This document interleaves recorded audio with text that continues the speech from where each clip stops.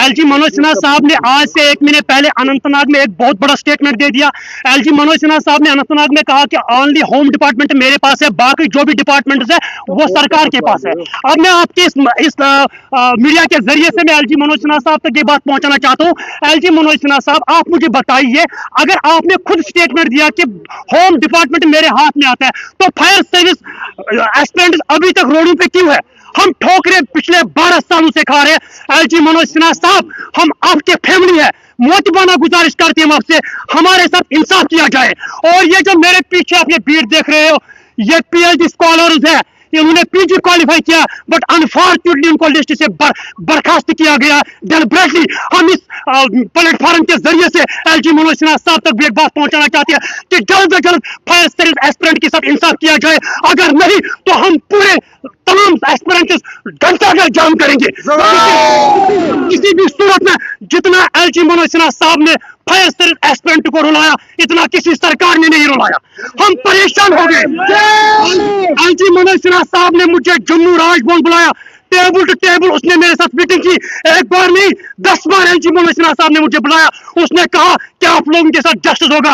Recently मैं anti corruption director के जो ब्यूरो है उस वहां पे मैं गया, उन्होंने कहा कि इसमें जो 109 एस्पिरेंट जो लगे हुए हैं उनके ऊपर जो एफआईआर है वो जल्दी सामने आएगा। हम उसी दिन का वेट कर रहे हैं। इतना बड़ा खुलासा है जब बीजेपी ने यहाँ पे 370 आर्टिकल रिवोक किया, उन्होंने कहा कि यहाँ पे भ्रष्टाचार हो रहे। कौन कर रहा था उस टाइम भ्रष्टाचार? उन्होंने इल्जाम लगाया यहाँ की रीजनल पार्टी। लेकिन अनफॉर्चुनेटली ये कहना पड़ता है 370 खोलने के बाद पहला लिस्ट मंजर आम पर है जम्मू कश्मीर यूटी में फायर एंड इमरजेंसी, जिसको नाम दिया गया mother falls scams and father falls scams. अगर अल्लाह ताला ने, भगवान ने कुत्तों को जुबान दी होती तो कुत्ता भी कहेंगे कि इतना बड़ा भ्रष्टाचार है।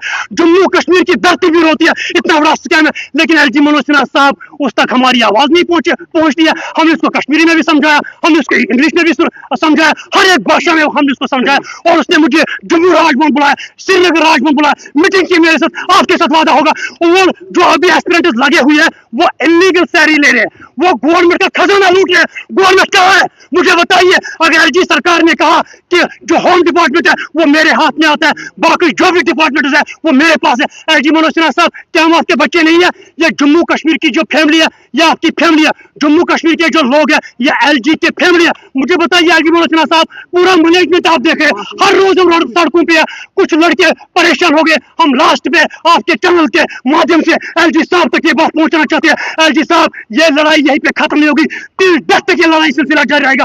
किसी भी सूरत में जब तक हमें जस्टिस नहीं दिया जाएगा हम लड़ते रहेंगे till death तक।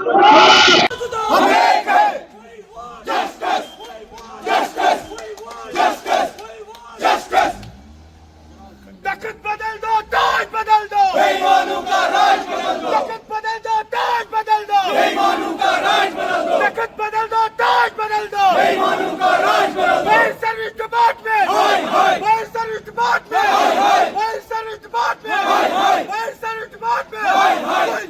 Justice, we want justice, we want justice, we want justice, we want justice। Governor साहब इंसाफ करो, इंसाफ करो, इंसाफ करो। गवर्नर साहब इंसाफ करो, इंसाफ करो, इंसाफ करो। गवर्नर साहब इंसाफ करो, इंसाफ करो, इंसाफ करो। लालू को पेश करो, लालू को